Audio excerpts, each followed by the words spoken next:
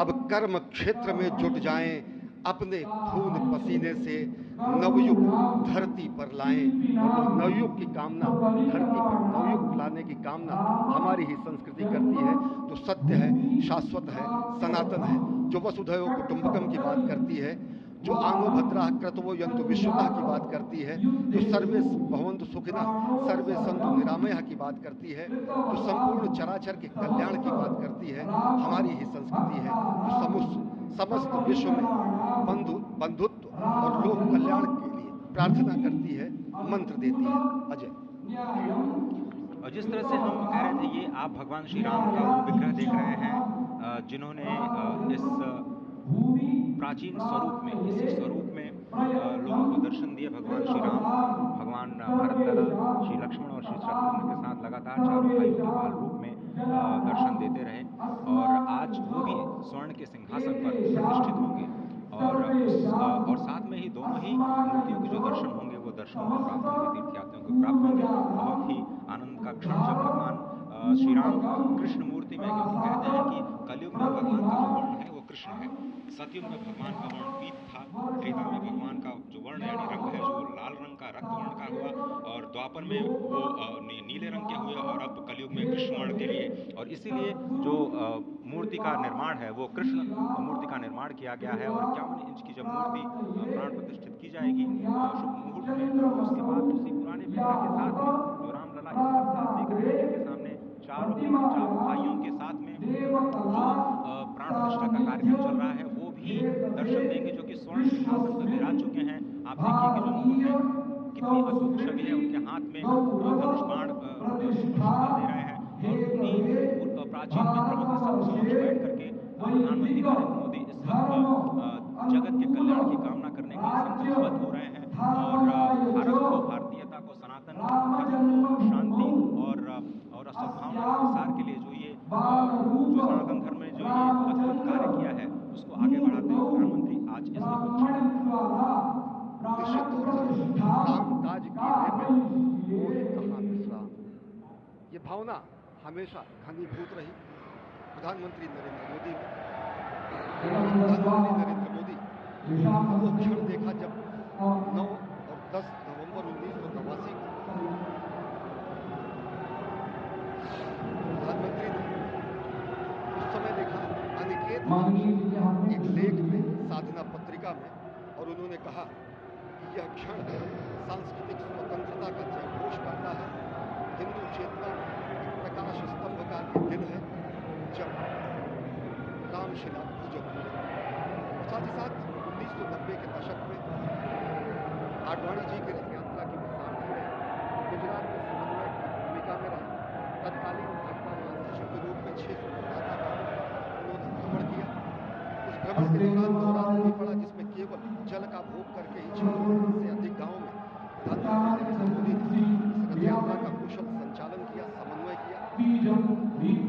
सोमनाथ से अयोध्या की इस यात्रा के सारथी के रूप में अगर देखें तो एक वीर व्रती के रूप में नवरात्र के समय भी जल पीकर 18 घंटे से ज्यादा एक वीर व्रती के रूप में प्रधानमंत्री ने तत्कालीन महासचिव भाजपा के बीजेपी इकाई के थे, इन्होंने अपना अंशदान किया। और अगर एकात्मता यात्रा की बात करें, 1992 में 14 जनवरी को आज से 32 वर्ष पहले प्रधानमंत्री नरेंद्र मोदी एक कार्यकर्ता के रूप में अयोध्या आए थे, उन्होंने शपथ लिया था यहाँ पर जब दिव्य भव्य मंदिर का निर्माण होगा तो उनका पुनरागमन होगा। और वह क्षण आज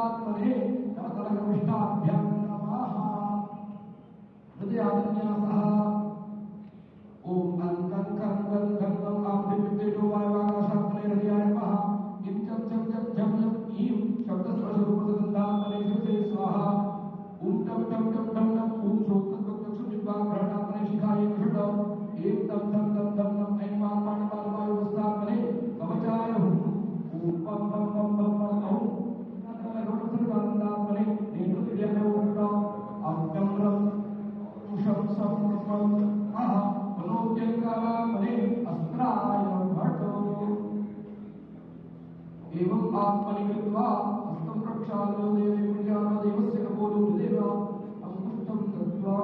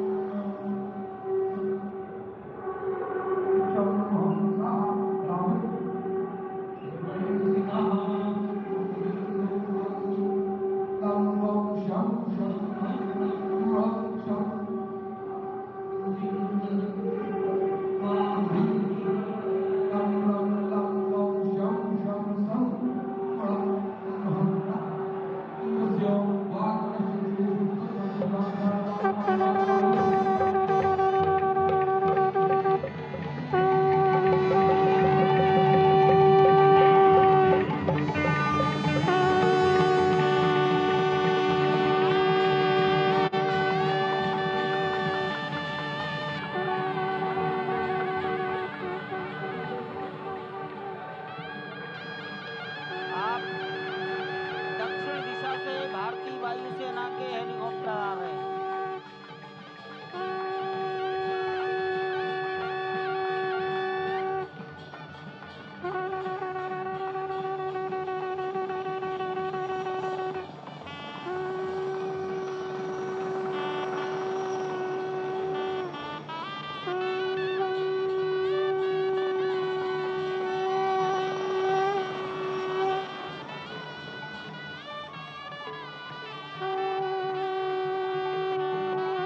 ये दोनों हेलीकॉप्टर अब सरयू मैया और राम की पैड़ी की ओर जाएंगे।